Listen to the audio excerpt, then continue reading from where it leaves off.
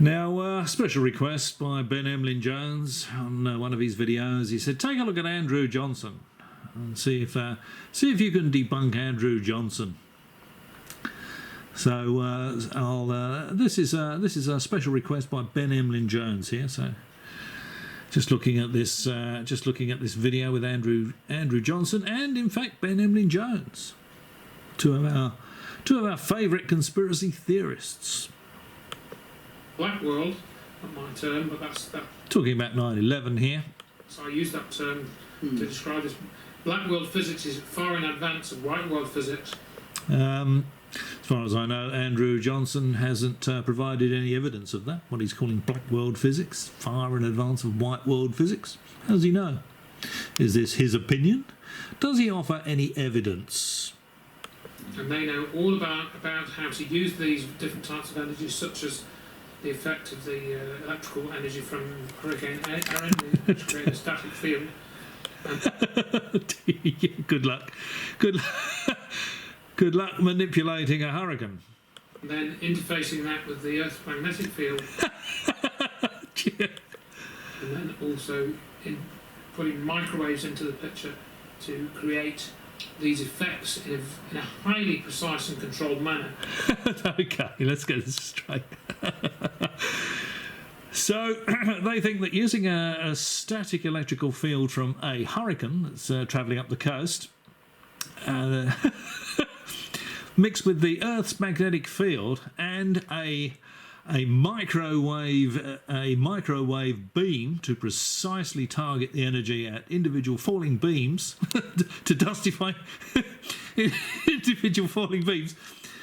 That's a far more likely scenario than terrorists hijacking the planes and flying the planes into the buildings. Using the static field from a hurricane mixed with the magnetic field of the Earth, guided by microwaves very precisely to individually dustify falling beams. Have you ever heard anything quite so ludicrous? Absolute drivel. Have you noticed? I'm just going to comment. Have you noticed that with these conspiracy people, nothing can ever be as it appears? You know, we all saw it on television. It's the simplest. It's the simplest scenario, isn't it? You know, people hijack some planes, fly them into the buildings. But it can be anything other than that in the minds of the conspiracy theorist. So they don't believe a few guys hijacked some planes and flew them into buildings. That's just too ludicrous for them. It's far more easy for them to believe that someone in the black world of physics can manipulate a static electric field from a hurricane that's offshore, a category 3 hurricane, and somehow mix that static field with the Earth's magnetic field, and very little energy, of course, in the Earth's magnetic field. I haven't looked it up, but I could. It's nanoteslas per cubic meter.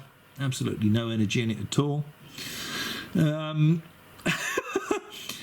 And then guide that to dustify individual falling beams from to destroy the buildings, and as they're falling, they're dustifying individual steel beams as they fall. Ludicrous doesn't even begin to describe this, what they're saying, does it? It's,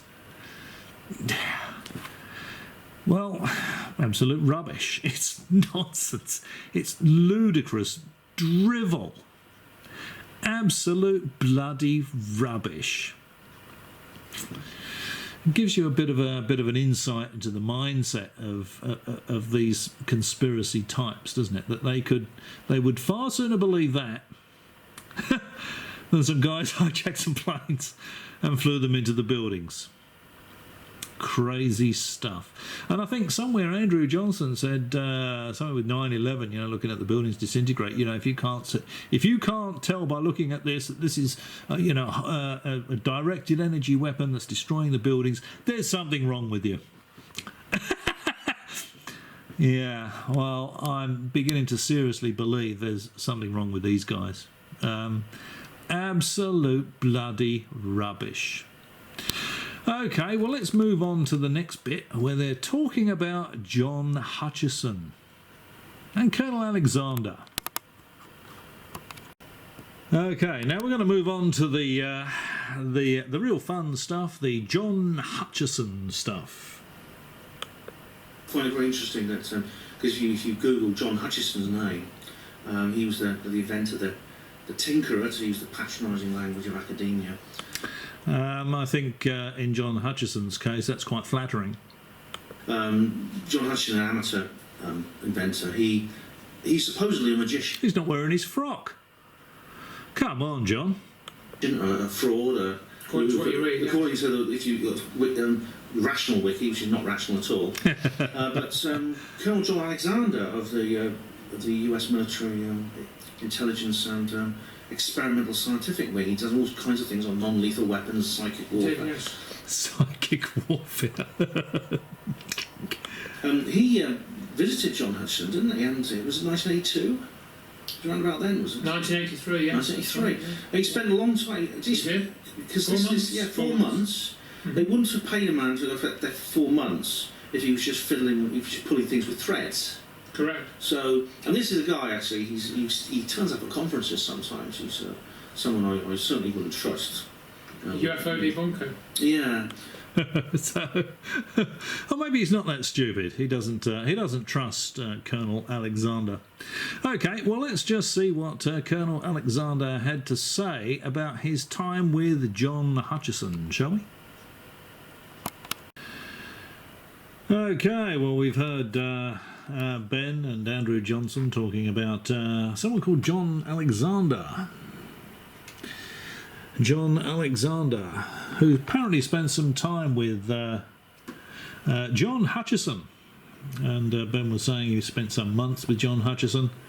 And there must have been something going on for him to do that, to spend all that time with John Hutchison. Well, the thing is that Mr. Alexander didn't spend, he wasn't with John Hutchison for that whole continual period. You know, he sort of went along and he looked at demonstrations and stuff like that. And unfortunately, as sadly I fully expected, this is what Mr. Alexander has to say. The problem was that during the time when things were supposed to take place, nothing happened. And most unfortunate, instead of writing a report that came, we saw nothing happen, they wrote a scathing report and actually suggested that Tom Bearden, local U.S. guy, had slipped into the country somehow and manipulated it. It had absolutely nothing to do with it. But that was enough to kill, our particular, as I couldn't get further funding on it. Yeah. Here's one where Jack Houck and McDonnell Douglas came along. Yeah, so there you go. So he didn't see anything happening, and that's what he reported back, and he lost the funding, so they wouldn't look into it. And then someone else came along and showed a bit of interest in it, but he talks about some effects that were supposedly happened, but he never saw personally. But I think what really gives it away, apart from him saying that he went along and they set the thing up and he saw nothing happen, is this next bit here. And if you still thought there might be something to this John Hutchison nonsense, this should really kick it into touch for you. I know in your book you speculate that this might be... Oh, he's got a book.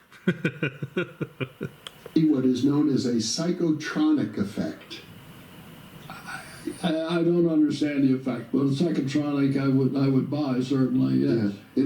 In other words, as I recall, you talked to Hutchinson and asked him, are you doing any of this? Well, that's another key point, because when I talked to John, I said, are you part of the system? Mm-hmm. In other words, he's physically interacting with it at a psychic level.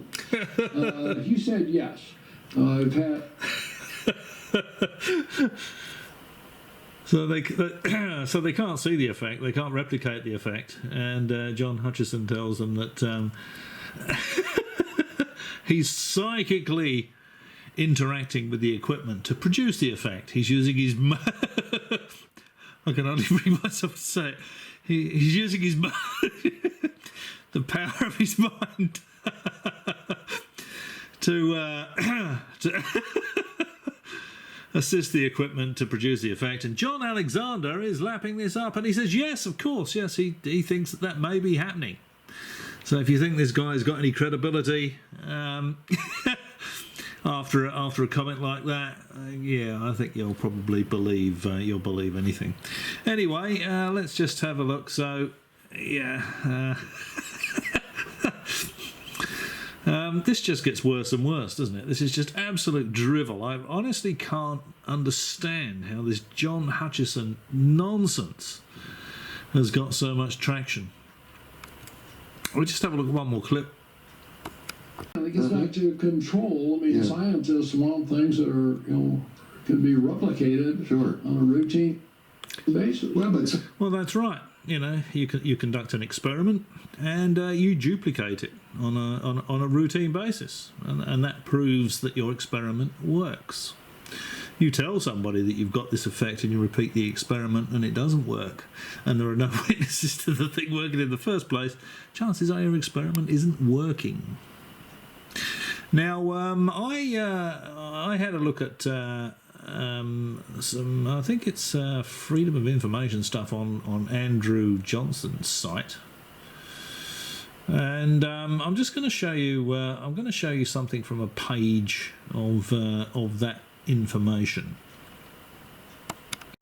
Well, amazingly, there is a letter here from NASA to John Hutchison, and this is December the 7th, 1995. Dear Mr. Hutchison, I received your fax on December the 2nd, 1995, but had a little trouble reading the handwriting. Now, I've seen some of John Hutchison's writing, and it's barely illiterate. Can you please mail me a more legible copy? I'm already aware of some of your work, in particular from the writings by Hathaway. I'm sorry about this, I'm reading this through the camera viewfinder. A few years ago, and have also seen some of your videos of objects set into vibrations, objects split apart, and objects being abruptly lifted up. From what I've already read and seen, I am under the impression that it is difficult to reproduce the effects at will. So Hutchison's, people have gone to have a look and they've seen nothing. It hasn't worked, basically. Have you made any progress towards making any of your observed effects completely repeatable? So if you can repeat it, we'll come and have a look at it. Show us it working, in other words. They've not been able to see anything happening. Have you been able to isolate the key factors which make the effects happen or which keep the effects from happening? Are you able to carefully record the conditions of your experiments, including, for example, the magnitude and frequencies of the electromagnetic fields that you use, the geometry of your setup, or any other parameters that may shed light on how these effects are occurring? Normally when people do experiments, they would write down. So they would, in the case of John Hutchison, once he got it working, he would know what frequencies he was using, what the amplitudes were. I mean, there might be a phase component of it, and the geometry of the setup. How is the energy fed, beamed towards the object, or how it's all basically set up. John Hutchison doesn't record any of that stuff. And the reason he doesn't record any of that stuff, of course, is because he said, okay, if he actually did that and said, well, here's all the parameters, this is 2 inches from this is angled in at this, this particular angle, this frequency, this amplitude, and it was precisely duplicated, nothing would happen, of course. And then they just put a line through it. I think they have anyway. But Do you still work with Hathaway or anyone else who can help you write about your work in a clear, logical fashion? Do you have anyone who can help you with your experiments to give the experiments the systematic rigour needed to trace down how the effects work? And that's Mr. Millis, who's an aerospace engineer. So basically what he's saying to Hutchison is, look, just tell us exactly what you're doing to make this work. We'll duplicate it. You know, come and show us it working. Never happens, of course, because it doesn't work. It's fanciful nonsense. You know, any scientist doing any kind of experiment like this is going to set up the experiment, they record the geometry of the experiment, all the frequencies, the amplitudes, everything else, precisely recorded. Does that work? No? Okay, put a line through it. You can try something else. Does that work? Oh yes. Okay, well these are the parameters, these are the frequencies, these are the magnitudes, this is the physical setup, the geometry of the setup. And you get someone else to do it. And if it works, it's real. That's how science works. What Hutchison is doing is not science, it's nonsense, or non-science. Anyway, enough of this Hutchison twaddle. Thanks for watching, as always. Perhaps I'll catch you again.